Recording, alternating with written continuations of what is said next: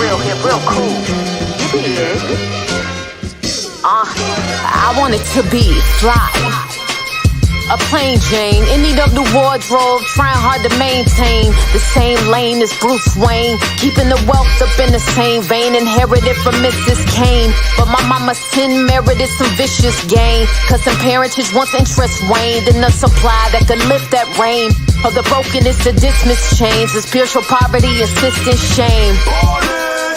Cause I thought that in Balmain or Armani exchange, I claimed perfection in what I was dressed in. Much foul deception to the king taught me a lesson.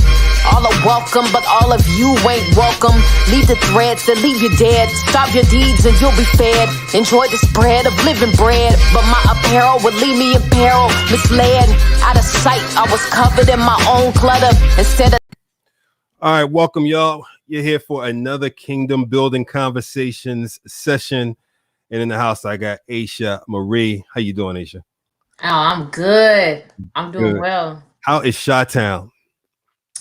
Chi-Town is under the circumstances, kind of struggling right now because of COVID is affected and infected a lot of people. Right. So it's a little rough, but I think people's spirits are up right now. Yeah. People trying to holding up the best way we can. So yeah.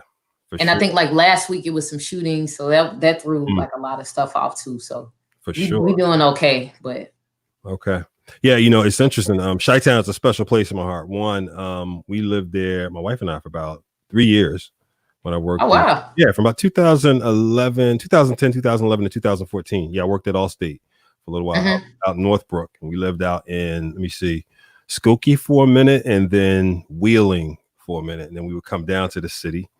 And then we were fellowship for a while over with Pastor Phil. Big shout out to Pastor Phil. Shout out to Phil. The house, man. Yeah, I went out to the firehouse, man. I forget how I got introduced to Pastor Phil, but I think it was somebody we both knew. It could have been I'm trying to think. I don't think it was Urban D. It was I can't remember, but nevertheless, got out there to meet Pastor Phil, and he got me coming to the firehouse, man, and just loved it out there. So big shout out. And then I usually come to Chicago. Actually, I was coming on the pace like twice a month because of some work I do with DeVry. But since everything started with COVID, I haven't been out there. So yeah, I miss it. Yeah, if you know like Chicago and Chicagoans, one of our favorite seasons is summer. Yeah. Because the winter lasts so long. Not the winter lasts so long, but the cold. Like even after winter is done, yes, and it's the first day of spring, it's still cold. Yes. And then we get snow in April, and it's like we live for the summertime. So it's killing us that like with COVID, like we got to stay indoors. So I think everybody in their minds is like, oh, the warm weather is going to kill this virus and we'll be, get to enjoy our summertime shop. But all the festivals are canceled. Yeah. Everything that we usually enjoy is like done. So I don't know. I wouldn't bank on that weather thing like that. I wouldn't. Me either. There's no data to support it. I'm a data guy. I need some data to support that. Yeah. And, the funny thing about Chicago too is, if you've never been, for folks who've never been, when we first moved, the funniest thing happened to me. We were walking through the mall one day, and somebody said like, "Hey, good morning." I was like, "Huh." Kept walking. Somebody else said, "Hey, good morning." I was like, "Huh." Now I'm from Philly, originally. I still, I'm down the street from Philly now, Wilmington, Delaware. And so we're just not used to people just speaking, to strangers like that, And so that there's a different sense of hospitality there that I would have never expected, Yeah. So I just found that interesting when we got there. And same thing, we moved out to Dallas for a couple of years. People were same thing, really hospitable and speaking and whatnot. It's like, that's interesting. Because when you think of Chicago, you think of, the rougher parts. It depends on what side of town you're on. For sure. So listen, so good to have you with us. Want to really dive into your project while you were sleeping. And before we dive into that, I like people to get a sense of people's journey, because a lot of times people see the end product, but they don't often have an appreciation for the journey. So like, how'd you get started in all of this? Let's start there. Well, music started in my home. So I grew up in the church, and like most musicians and artists, my father is a pastor. And was my pastor. He pastored the church that I grew up in.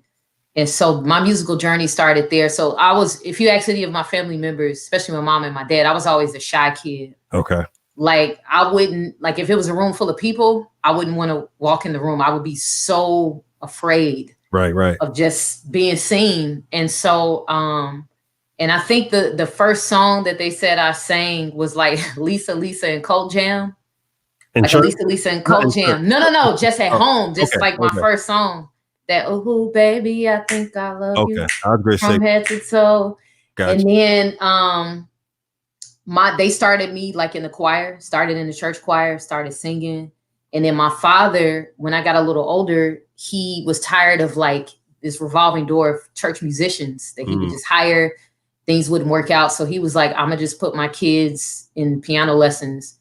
So me and my siblings started playing the organ and just taking over the instrumentation at the church. So I started piano and then organ, became a church musician, then became like the choir director. So that was where I got my start as far as music. Because my dad is a singer, my mom is a singer, my grandmother and her sister, they sang in quartet. So I kind of grew up around that. So my whole life revolved around just this little storefront Baptist church that was just an integral part of my life.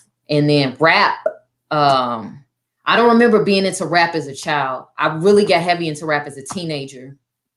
And this was the year of like when Rockefeller was really huge and you had like all the different kind of rap camps.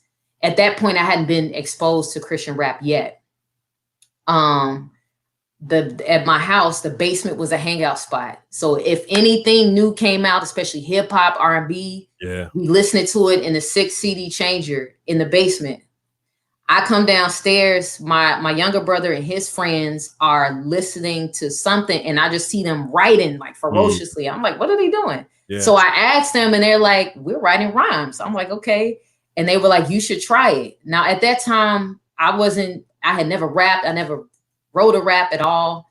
I was just kind of just in my little Christian bubble, like doing gospel music and stuff. And they were like, why don't you try it? So I was writing like poetry and plays. Like I was always writing, but never tried my hand at rap. So I went upstairs. I wrote a little rhyme. I don't know if it was 8 bars, 16 bars. Came back downstairs and I spit it for them. And then they were like, oh, like all these reactions. I don't even know if it was good or not, but they thought it was good. And it just kind of went from there. So we formed this little rap group. We never recorded anything formally, but it would just be like freestyle battles. Like somebody would come and freestyle battle me or I'll battle them. And it just kind of went on like that for a while.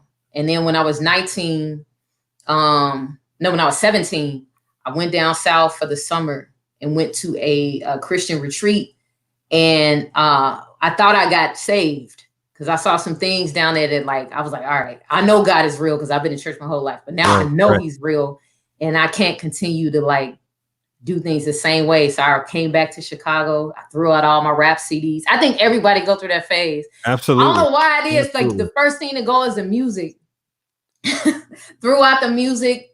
And my brother's like, what are you doing? I was like, I can't rap anymore. Like, I'm not doing this anymore. And I just started to get focused.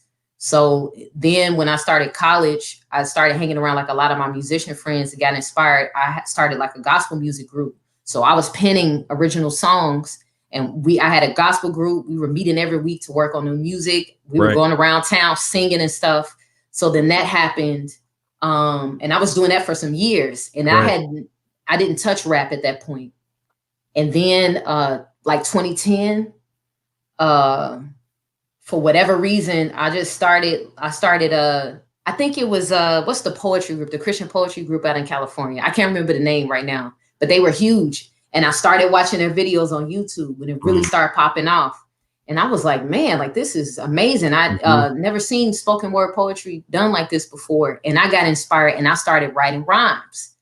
And at that point I had, was a new believer. I gotten saved and started taking my walk seriously. And that's when the Christian rap started spilling out of me. And I'm like, I have to do something with this. And in 2014, that's when I put out my first EP, Breaking Obscurity. And that was kind of like the beginning of my CHH journey into Christian rap.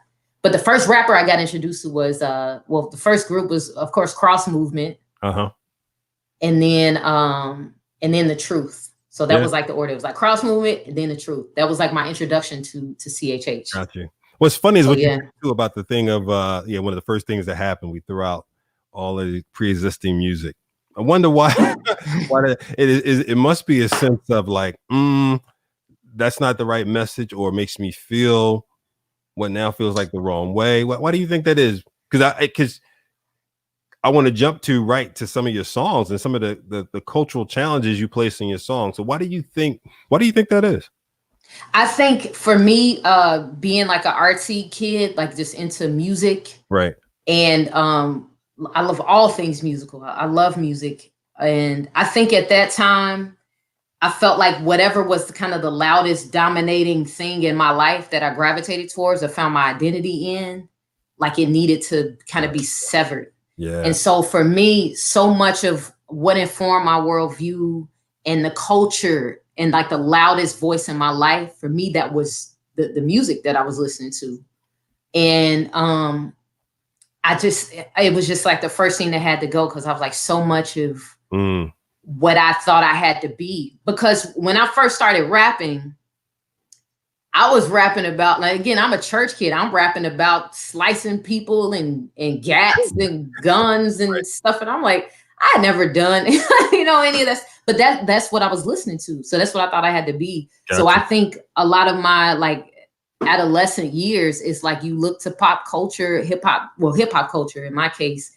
That's who you think you have to be and how you think you have to kind of speak. And so I knew when it came to the church culture that I was born and bred in, and this, like, I had to part ways with that. So the music is always like the first thing to go. That's good. Yeah. That's good. What your album, because you're so close to, Chicago still has a pretty prevalent gang culture, right? Mm-hmm. Yeah. And it's funny, again, before I moved out there, I wasn't as aware of it. And then you get out there and, you're on the way to the airport or something, and you make a slightly wrong turn. You're like, oh, okay, hold up. What was the concept behind While You Were Sleeping? What were you trying to address through While You Were Sleeping? So, it started, so there's a shout out to, I have to shout them out, Inglewood Family Outreach. So I grew up in what's considered, so there's Inglewood on the south side and there's West Inglewood. Mm-hmm. So I grew up in what's considered West Inglewood. And my heart is just so big and so burdened for that community, because I feel like my coming of age story started there from age 13 to like 19. All of my favorite experiences from how I grew as a musician and everything started there for me. And so at the time, this was when gang culture was kind of like heightened. And every time you would turn on the news, like even like CNN, MSNBC, they were always talking about Chicago, the violence in Chicago.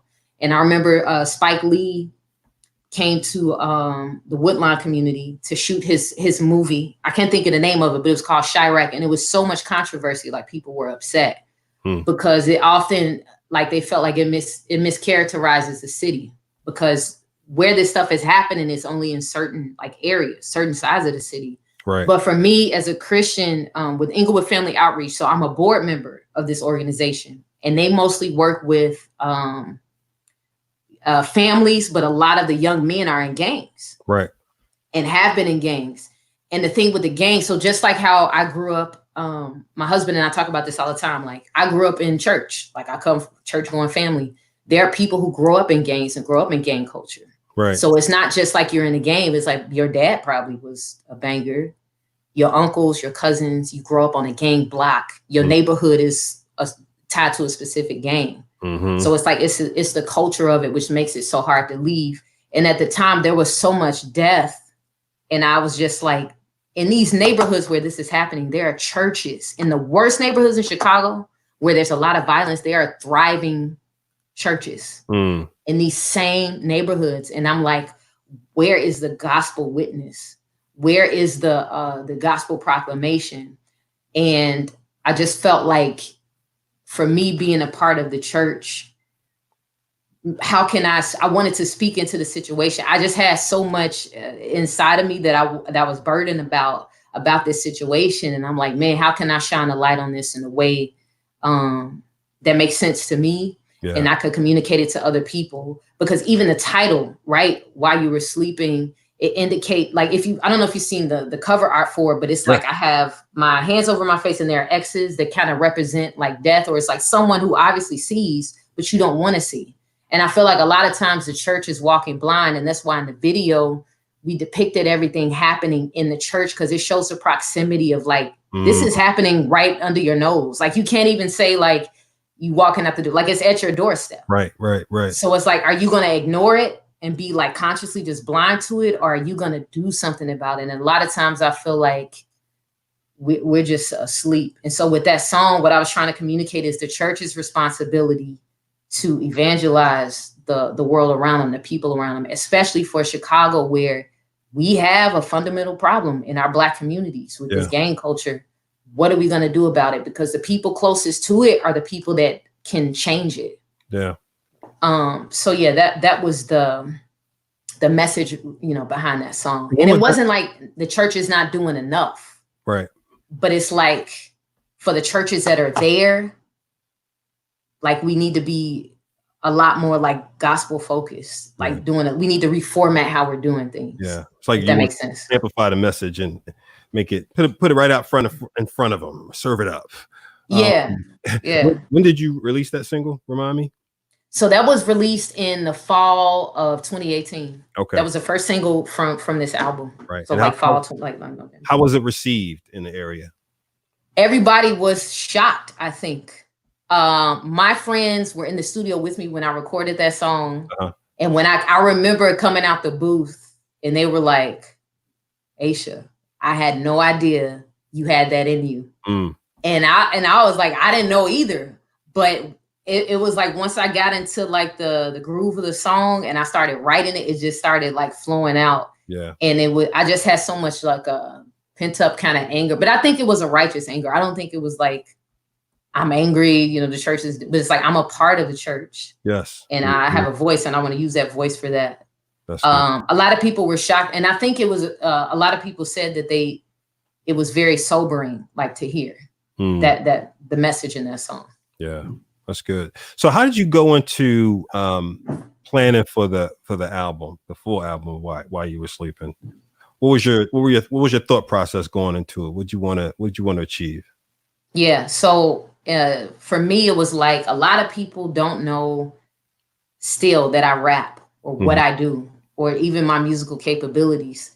And so when I was kind of planning this out, I'm like, what would be the best way to kind of show all the different musical sides of me that I've kind of been hiding, or not hiding, but just haven't revealed yet.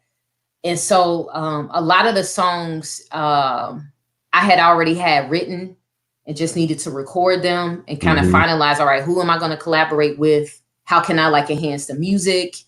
But I didn't want it to be like, it's not a concept album, but it's kind of like, it's an album that says, yo, while you were sleeping, here's what I've been working on. Like I've been, and not in a pretentious way, but just like, I want to introduce myself and present myself. So while you were sleeping, here's this body of work. Here are these different musical pockets of me, because I have more of the kind of like R&B jazzy songs. Then I have like the trap, the modern contemporary trap song that I have my husband featured on. Then I have While You Were Sleeping. And then I have Feels Like Home, which is kind of more like rock influence. So I wanted to showcase all these different musical sides of me into one project to introduce myself. And some songs were just by happenstance, like Punch was complete accident. I had the bare bones of the beat. And I was having such a frustrating time at work. I'm like, I gotta write about this. But I want to write about it in a way that's where I'm honest about my flaws and my attitudes for his work. But also God's responsibility for us to work, especially as a Christian, right? Because it's like God calls us to work. He worked. Right. And then he rested, from his, in the garden, when you think about just eating and all those things. So, so I was like, I knew I wanted to do more than 10 songs, but like less than like 15. So I have like a 14-track album. And then the poetry, like the poem, The Bee, I wrestled with even putting that on there. I ran that past so many of my friends, like, should I put this on there? Like, I don't know how to be received. But I'm glad that I ended up with something, you know, complete. Even the songs that kind of happened by accident, I'm glad that they made it on the record. So it's like people can see, oh, okay, she got this pocket over here, this and that. So yeah. So, you know, as I was listening to it, I was telling you this earlier. One, when I listened to it weeks ago, Dapper became one that I just listened to a lot. I added it to my workout mix. Like that. Thank you. But yeah, oh, no doubt. There's a lot of wordplay in your song. So first of all, I think I got introduced to you through I'm gonna mess it up. Rhymes and Roses 2.0. Yes, shout out to Shakia who pulled me in for that. Yeah. Yeah. So I'm not trying to be the goat. I'm trying to be the sheep. I was like, okay, all right. I gotta check this out. So then as I'm listening to the album, there's a couple of things that come across conceptually. I don't know if they were intentionally intended or not, but you know, I just want to I'll ask the question. So on one, there are a lot of questions. Well, not a questions. There are a lot of contrast, comparing and contrasting you do kind of to me, poking at the current cultural norms, right? Okay. Kind of like saying, yeah, like this tends to be accepted, but let me peel this back for you and show you what that really means and what it really can mean from a Christian perspective and worldview, right? Like for example, when the B, the first line, the high priest of the music industry wears the collar of immorality. I'm like, whoa, okay, say more. So tell me about that. Tell me about that. Yeah, with the B, I wanted to so as you know, like Beyonce's Beehive is super loyal, right? They come for you if you say anything like negative or against her, even if you may love her whole album, but let's say it's one song you don't like, they'll come at you for the one song, so they just attack.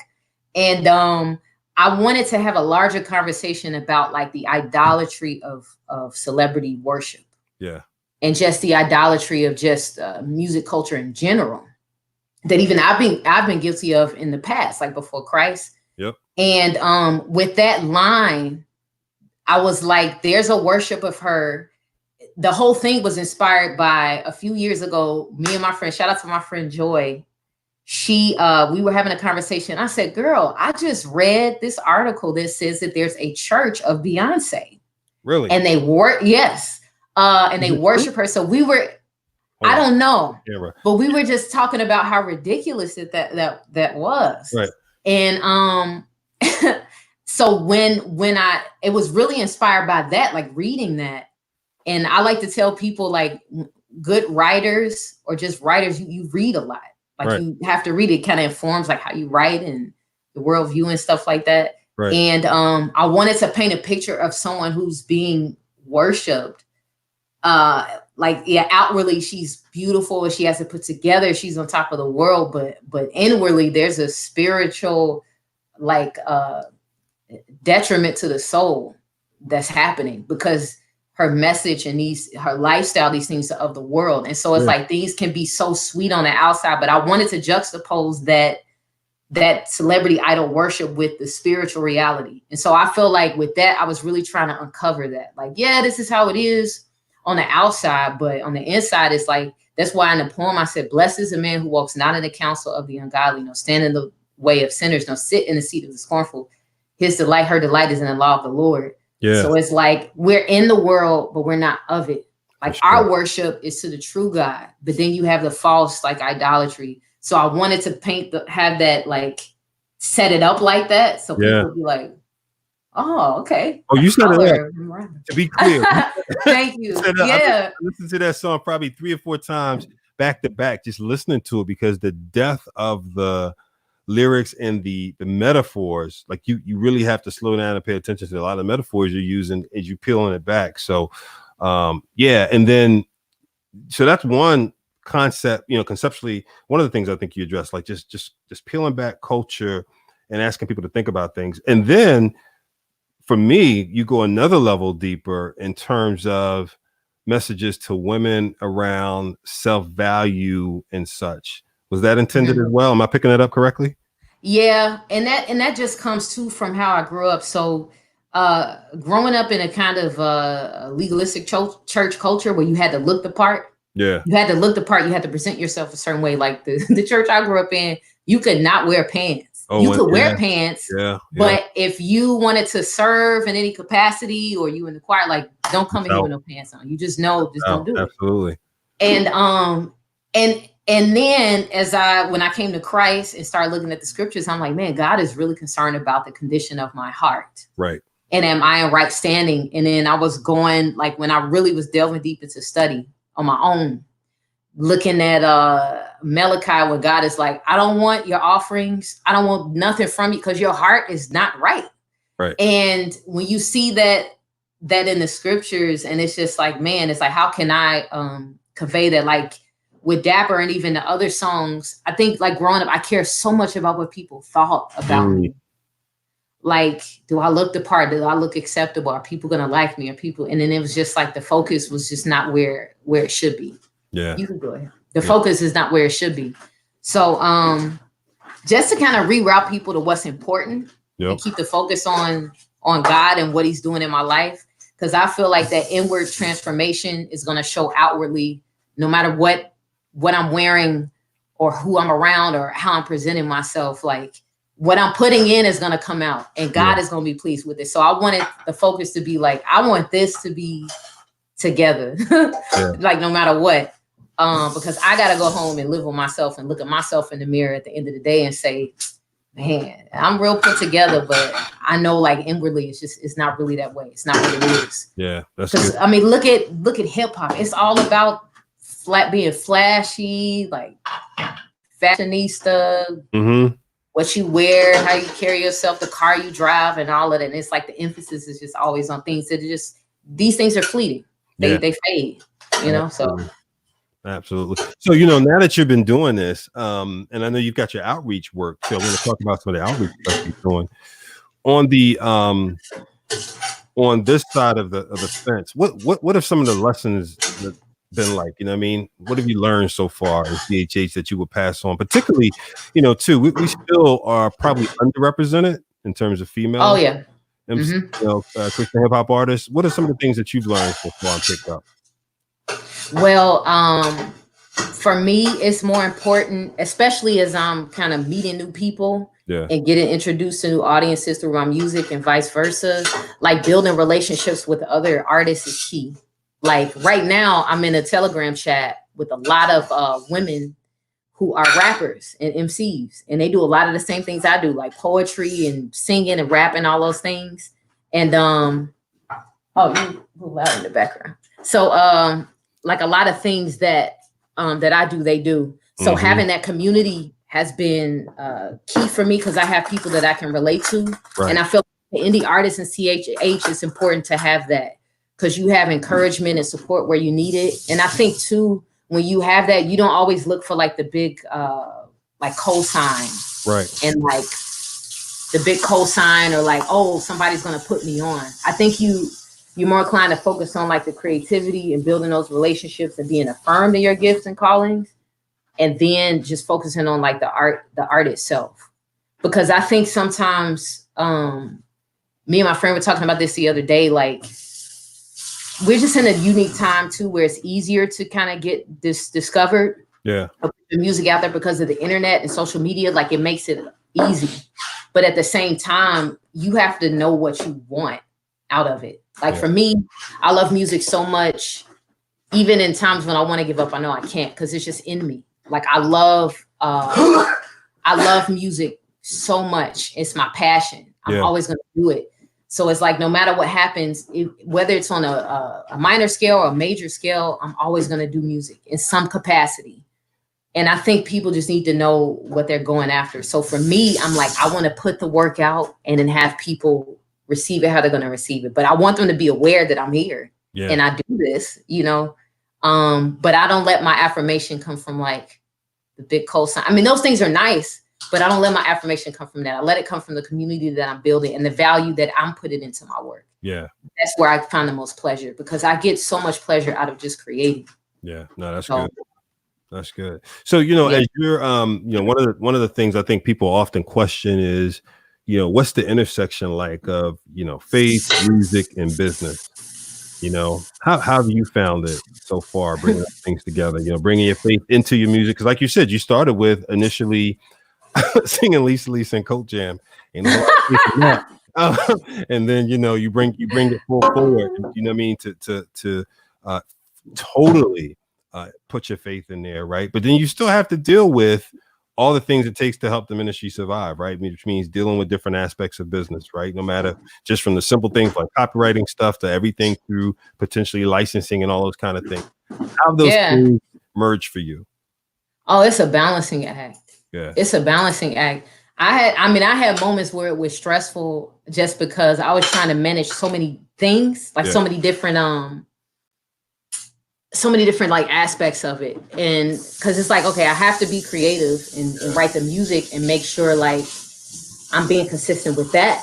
But at the same time, it's like the administrative stuff is a lot. Like I have to send out these emails. I have to make sure I'm keeping communication with people and PR and marketing and make sure I'm staying on top of that. So it definitely is. For sure. It definitely is a balancing act that I think because of my job, the nature of my day job is administrative. I feel like it kind of helped me on this end, because a lot of my friends, they're like, yo, the music part I got down, but the administrative part, yes, I need somebody to like help me.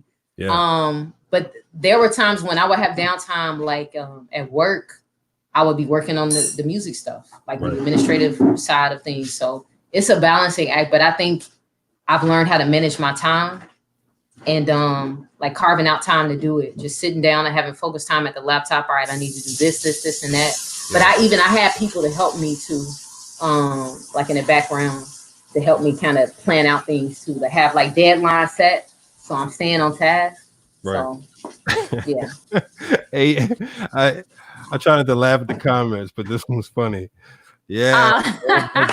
I know we can hear the yeah, I mean, we hear the back and forth. Hey, this real life. Yeah, I mean, that's one of the things that's been so funny about this whole period right now.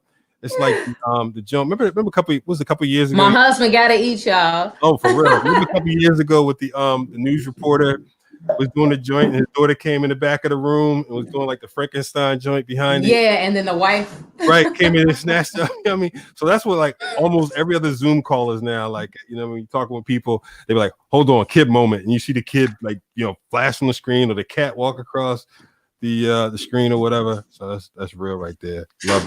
Love it. Somebody said, tell Justin I'm gonna move real quick. You do what? What'd you say? I said I'm gonna move to a different part of the I'll move to a different part of the the house. So it's not so distracting. I love it. Let him do his thing. Yeah. That's what's up. Yeah. That's right. The man gotta eat. So you know, one of the things that you know happens with that intersection sometime, right, is not sometimes, I think in every person's career, ministry, walk, journey, etc., there comes moments of potential compromise. You know what I mean? Where it could be good for business, but it could be seemingly awful for what God has called you to do. Have you faced one of those moments?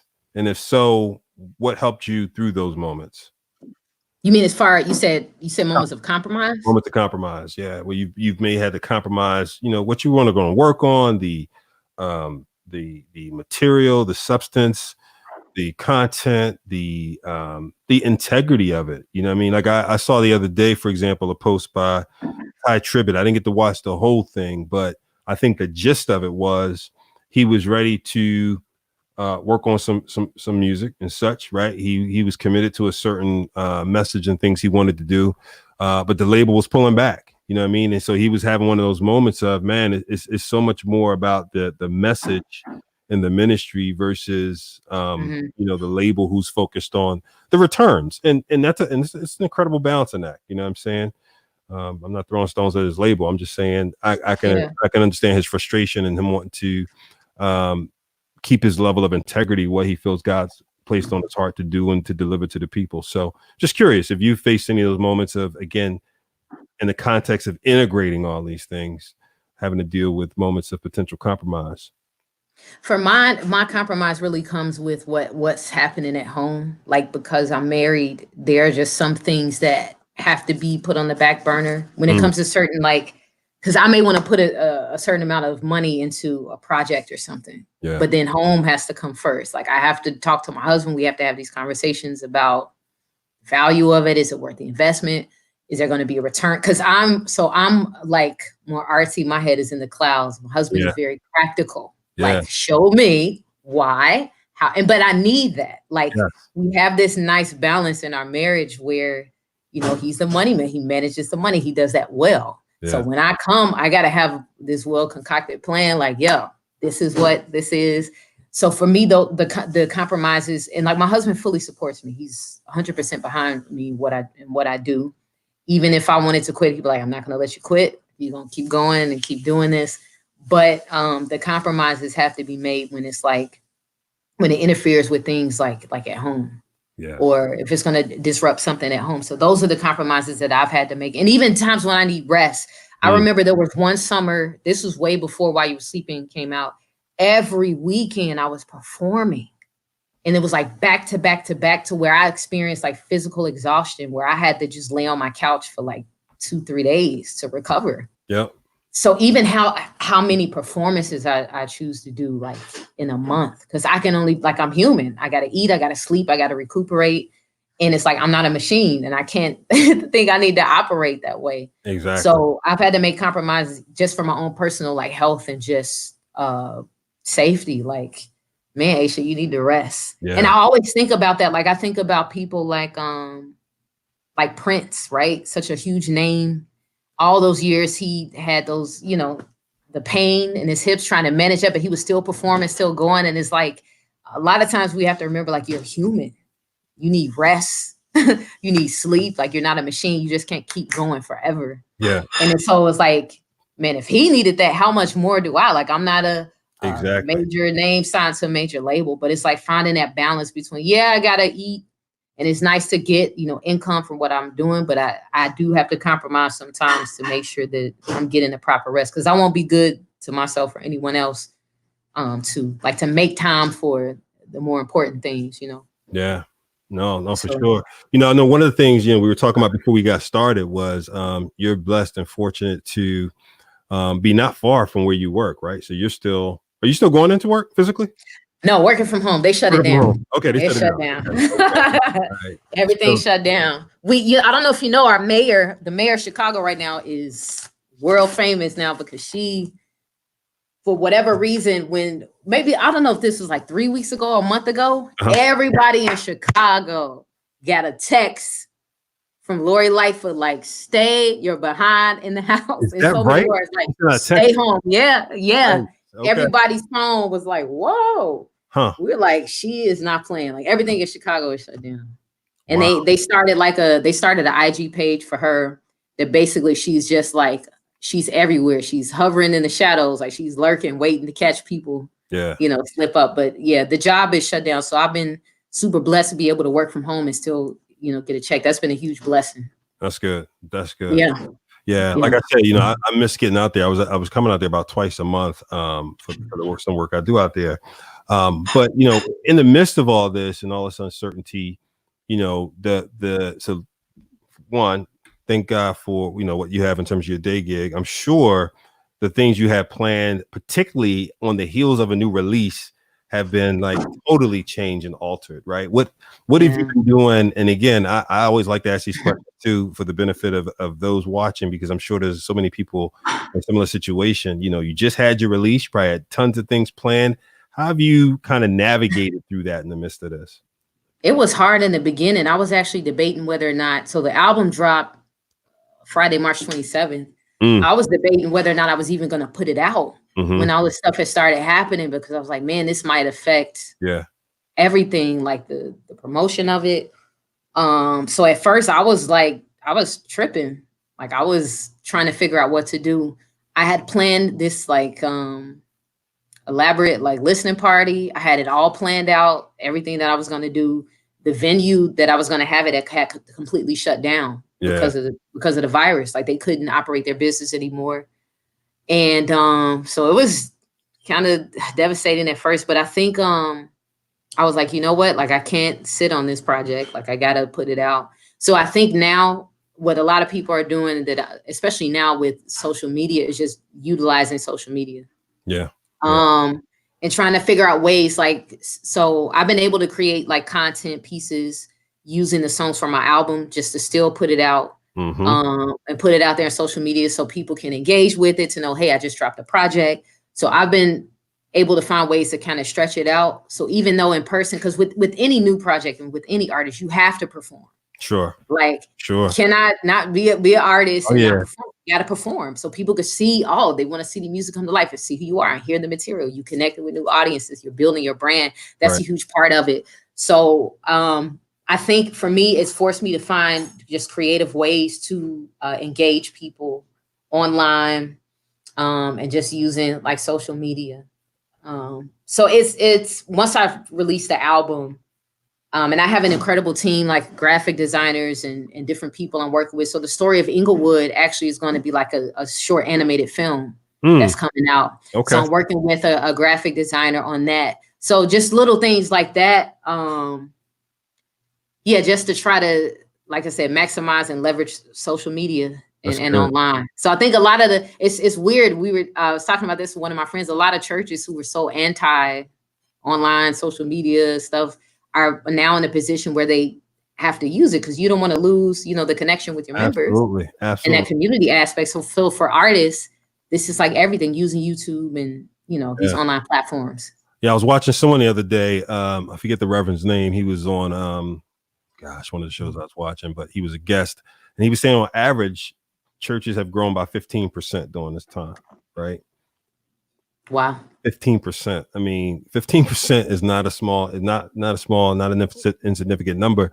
And so obviously those who jumped in and got online and were able to make it happen were those who probably grew, right? And some grew, much larger, because you always have the smaller side and the larger side of that average number. So to your point, people who are able to maximize in this moment and figure out creative ways to engage with people. And I'm seeing tons of creativity. Like I was telling you earlier, I think anyone who had an idea about something they were going to do at some time, right? Create an ebook, create a podcast, do some streaming. I mean, look, we weren't doing the Holy Culture live stream. We were setting up our in studio thing, right, to do more like AI Anomaly. Big shouts out to you. Just shout out AI. The interview we did with her, it was on location in New York at the Kingdom Time Awards. But we were building out our studio, and literally the studio was finished right before COVID got done. Right, we were waiting on one last piece of equipment. The radio studio's done, podcast table set up and everything, and the last piece of equipment was coming over from Europe. And they called me. They're like, they won't let us put anything on a plane and send over to the States, because of this COVID thing. And so it's like, well, same thing. We got to repivot, and figure out how we still execute and do what we want to do. So, my encouragement to people out there is, just like Aasha said, use this time and still think creatively and do what you need to do. But I'm going to say something you also said, which was, this has been a season of rest for you. Talk about that a little bit too, and why that's important. I think before this time, I was just going. I think I told you earlier, before all this happened, I was just saying to myself, like, Lord, I just need like a week of just rest. Like, I just need to catch up on rest, because I have been moving so much, but it was because I was trying to get so much ready, like this album, rehearsals, going in the studio with my friends, trying to finish music, trying to stay on top of communications, like how you talk about like faith aspect. And then, because as a Christian artist, it's so important for me to make sure, because I could get caught up in music all day, but like my spiritual life, like my individual walk with Christ, that can't ever slack. Like it's always like central to who I am and what I do. Like I have to make sure I'm in the word, because I can spend hours just listening to my own playlists and just be gone, or watching YouTube interviews, but spending that time with the Lord, like, and in the word, is so important. So I think for me, I've found out how how flexible I am like now, and also like how to adjust. And that includes like resting. There are times when my husband, literally, I've been frantic running around the house, stressing about something, and he'll grab me and say, Aasha, just sit down. Just sit down and just rest. Like take a nap, just sit down. And it's like, I can't, it's so much to do. Like I gotta keep going. And he's like, no, just sit down, just rest. I have another good friend because she knows me, and she'll tell me, she say, Aasha, one thing at a time. Mm-hmm. You Mm-hmm. know, and I thank God for them. Else I'll just be a mess because I'm like always trying to like stay on top of things. And so I think there is definitely like a godly value in resting. Mm-hmm. And because as Christians, we rest in Christ. We rest on the works of Christ. He finished the work, it's done. We rest in that. But there's also a physical rest too that we need, that could be godly, because sometimes we're just so busy, we don't have time to just stop and pause and reflect. And I think the last few weeks, I've just been shutting the TV off and just learning how to sit still before the Lord and just rest. Because I'm like, I might not have this time again. And for me, this was an answer to prayer. I was like, Lord, I just need a week of rest. Now I have like a month or two of rest. So I'm like, it was an answer to prayer. Yeah. And I've been doing a lot of just reflecting and soul searching and just spending time in the Word. And it's just been a great time of just rest. I've never had this much restful sleep like ever. So that's good. You know, it's so funny too, because I've had the same routine for a real long time, usually up between 4 or 5, workout, and I try to be, working around 7. Right. And what I found is, one, I've become a lot more flexible with my schedule. And I mean, so if I still get up at 4, 5, between 4 and 5, 1 to 4, if I don't, I'm not going to feel bad about it. You know what I mean? Mm-hmm. But secondly, starting the day with, and I've done this for a while too, devos, prayer, Bible study, etc. But extending that time and releasing this pressure on the to-do list for the day. You know what I mean? So I'm one of those those daily, have my to-do list, which is kind of, comes out of, my big goals and things I want to get done. Right.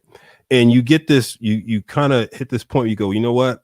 We can get tremendously busy, but at the end of the day, the work that God can do with the smallest amount of time we dedicate to the work can be so much more magnified if we spend more time with him. You dig what I'm saying? Yep. So It's been a good season for me in terms of, man, just cracking more time with the Word, and not just reading the Word and departing from it quickly, but reading, praying, and listening, you know what I'm saying, and really being there with some time in that moment. So that's been one of the things that has been really good for me during this time. So as we wrap up, one last big question for you. What are you most hopeful about during this season? The relationships that are going to be built with the release of a new album. Of course, there are people still finding out like about me, about the music and the message in the music. Mm-hmm. But just the opportunities that I think are going to come from this. And I feel like a lot of times, because fear held me back and I had my reservations about whatever due to low self-esteem and not having the confidence to do it. A lot of times it's like when we finally release whatever it is. And for me, in my case, it was my music. Mm-hmm. It opens up so many doors that I never could have imagined, and connecting me to people to really help me and even affirm things. Because even before I released it, I was like, Lord, just affirm me in this. Is this what I should be doing? Because I just have such this undeniable passion for it, and it won't leave me alone. It's like I can't rest unless I do it. And so I think God has really blessed it and blessed me in this process to see, stretched me for sure, mm-hmm. given me endurance and patience, and allowed me to really build like meaningful, deep relationships with people that I wouldn't have met like otherwise. Because music connects me to so many different people, not even just from an artistry level, but just even how I'm wired and just, my personality, just the people I've been able to come in contact with mm-hmm. that helped me build my character and my faith and challenge me. I'm so grateful for that. Like, I feel like that's one of the things like we don't really think about. Like when we say like God will provide, he does provide the relationships to the people that challenge you and the people that say, hey, sis, this kind of needs to be corrected in your life, or just to sit with you in silence, just people that support system. Yes. So I've met so many wonderful, beautiful people like during this time, and it's just been great. It's been wonderful. That's good. That's good. Well, listen, thanks again for joining us. Hey, before we sign off, anything you want to say to any of your Chicagoans or folks following you? Any shout outs, anything you want to say before we sign off? Uh-oh. Did you freeze up? Did I lose you? All staying now. None of y'all stay in the house. Stay safe. Wear your mask when you go out. Only go out when necessary. But also take this time to like build relationships like with family and friends. I feel like this is not happenstance. Like God is definitely sovereign and in control of that. And we just need to surrender. I mean, God could stop this tomorrow, or he could let it go on for another 6 months. I pray that that's not the case. But if that is the case, just surrender to it. Like God knows best during this time. I think we all need to like shift our focus to what's more important. And that is, are we right with our Creator? And have we given him the time and the praise that he's due? Yes. You know, and the attention. So, and I don't know, I feel like everywhere I go, people know like, yeah, this is that time. We got to really pay attention. Yeah, that's good. It's a good word. Well, on that note, amen. And sign off. Hey, thanks again. And congrats on the album. Hey guys, if you haven't picked up Aashamarie, pick up that album While You Were Sleeping. You can get it on all your outlets, your retailers, and your streaming platforms. Pick that thing up. If you want a personal recommendation from me, listen to Dapper first. Put that on your workout playlist, and then listen to the beat. Listen to the beat. That joint is so thoughtful and overture. And just let the album flow. You know, one of the things today is interesting is we've become a singles oriented society. I would tell you, listen to her album and a lot of the Christian hip hop artist albums, quite frankly, because they're constructed with a message in mind for each song. But a lot of times the albums are constructed to help you get something, you know what I mean? Whether that's movement from outer court to inner court or whatever the case may be. Her album conceptually is just dope. So pick that thing up and listen to it. All right. Signing off. Aashamarie, thank you again. Much love. Just cuz on the track, we taking it back to the 70s. You know, real hip, real cool. You dig? I want it to be fly. A plain Jane, in need of the wardrobe, trying hard to maintain the same lane as Bruce Wayne, keeping the wealth up in the same vein, inherited from Mrs. Kane. But my mama's sin merited some vicious gain, cause some parentage once interest waned, enough supply that could lift that reign of the brokenness to dismiss chains, the spiritual poverty, insistent shame. Cause I thought that in Balmain or Armani exchange, I claimed perfection in what I was dressed in. Much foul deception to the king taught me a lesson. All are welcome, but all of you ain't welcome. Leave the threads that leave you dead. Stop your deeds and you'll be fed. Enjoy the spread of living bread, but my apparel would leave me in peril. Misled, out of sight, I was covered in my own clutter. Instead of taking on from another, robe of righteousness hand me down from Big Brother. Got a crown laid up for me, I won't shut up. In the presence of the king, when I go to supper, make a toast, hit a ping. Gotta bring others to indulge and will sing in that great number. Hallelujah, I'm redeemed in our white colors. Can you dig it? Don't look at me, look at my master. I'm looking dapper, you should see my before and after. Can you dig it? Don't look at me, look at my master. I'm looking dapper, you should see my before and after. Clothes make the man when they're made by the man's hand. I make for man, but I make men see God's plan. Christ can do away with a W Drake. He don't play, dragging dragons away. My new digs bring a grave danger. If I don't hang him up and leave him on that great hanger, who took a vertical beating, hung his cervical pleasing, who got his mercy.